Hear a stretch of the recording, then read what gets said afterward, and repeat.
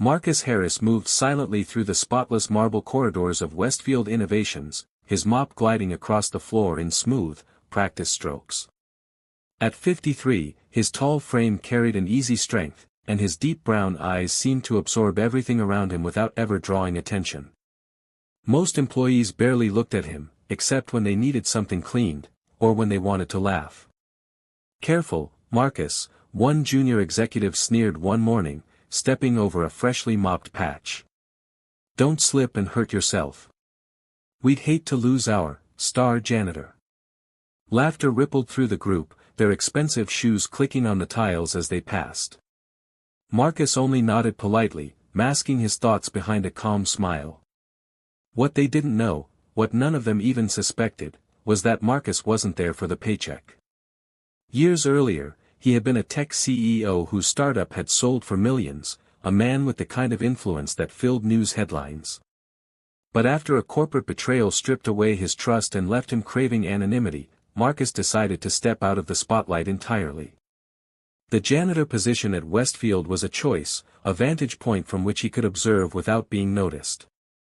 Each evening, when the last lights in the office dimmed, he would pull a worn leather notebook from his locker and jot down details, snippets of conversation overheard, patterns in financial reports he glimpsed while emptying trash, careless remarks that hinted at something darker beneath the company's glossy image. He'd noticed arrogance, yes, but also dishonesty. Money was moving in ways it shouldn't, and the higher-ups were too sure of their own untouchable status to hide it well.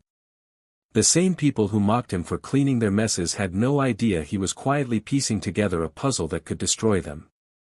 Marcus never retaliated when they teased him or spoke as if he were invisible. Instead, he let them reveal themselves. Every insult became another reason to keep going. Every laugh behind his back was another confirmation that they saw him as nothing.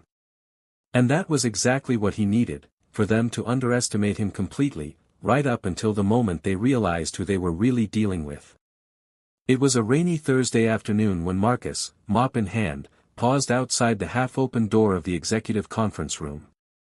Inside, two directors sat casually over coffee, their voices low but not low enough. "Don't stress," one said with a chuckle, "if the auditors start asking questions, we'll just shift the funds again. It's worked before." The other laughed, adding, "Even if someone found out, who's going to believe a janitor?" The words hit Marcus like a slow burn, not because they underestimated him, he was used to that, but because it confirmed the suspicions he'd been quietly documenting for months. That evening, long after the office had emptied and the storm still pounded against the windows, Marcus slipped into the finance department under the guise of emptying trash bins. With a small flash drive hidden in his pocket, he copied discarded files from unlocked desktops and the company's neglected digital waste bins. The data was a gold mine: falsified invoices, shell company transfers, and confidential memos about adjusting quarterly reports before board meetings. Over the following weeks, the mockery from employees only worsened. One man accidentally knocked over a coffee near Marcus's mop bucket and smirked, "Hope you're good at cleaning up messes." A woman passed him in the hallway, wrinkled her nose, and muttered, "Guess we all have our place." Marcus never reacted, his calm demeanor unshaken, but inside he was storing every slight like kindling, knowing the fire was coming. The final spark arrived at a Friday night office happy hour, when the CEO, in his tailored suit and half-drunk swagger, bragged to a circle of managers, "If the feds ever came knocking, I've got a beach house waiting in the Caribbean. They'll never catch me." The group roared with laughter, confident in their own invincibility. Marcus stood by the bar, polishing a glass as part of his cleaning duties, but his mind was already racing. He had enough, more than enough, to bring them down. The question wasn't if, but when. And when the moment came, he intended to make sure that every person who had dismissed, mocked, or stepped over him would remember the day the janitor decided to stop sweeping the floors and start sweeping the whole company into ruin. The following Monday began like any other, with the usual chatter in the open-plan office and the hum of printers in the background, until the sound of heavy footsteps echoed through the lobby. At precisely 10 a.m., the glass doors burst open and a team of federal investigators strode in, their dark suits and stern expressions silencing the room instantly.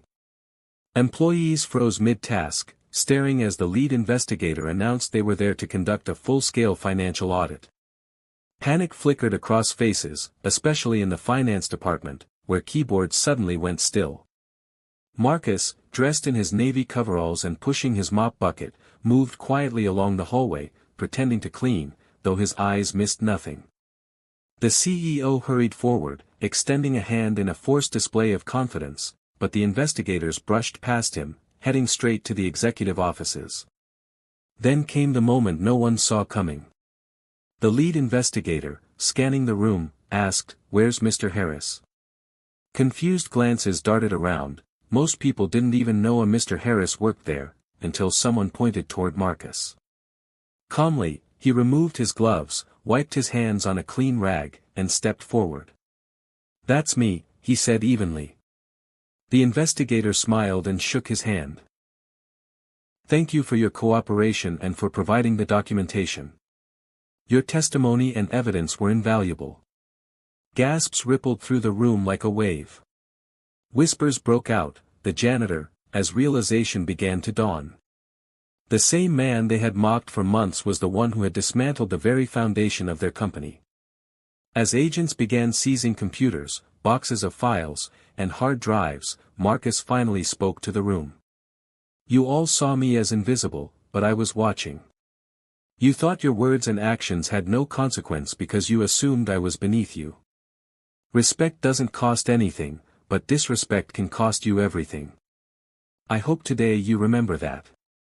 His voice was steady, but the weight of his words hung heavy in the air.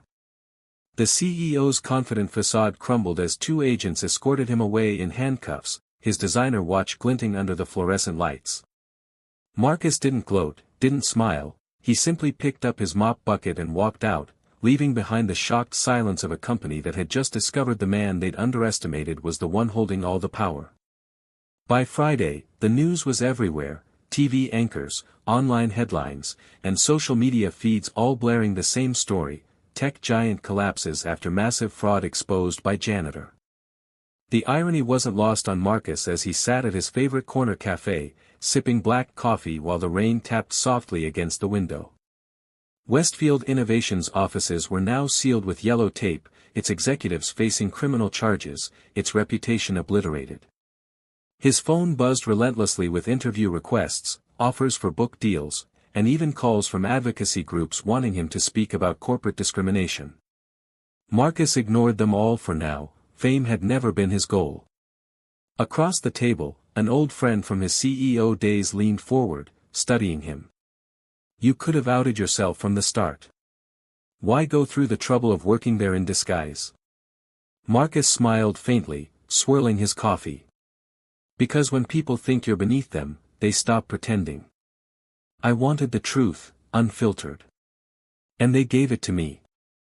In his mind, he replayed the countless times employees had mocked him, the careless arrogance with which they discussed their schemes.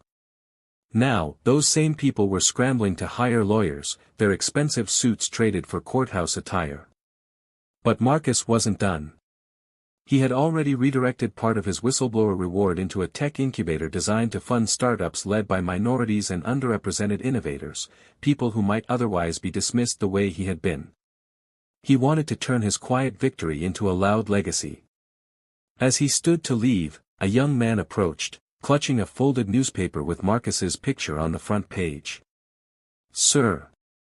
I just wanted to say thank you," the man said nervously. "You proved people like us don't have to stay invisible." Marcus rested a reassuring hand on his shoulder.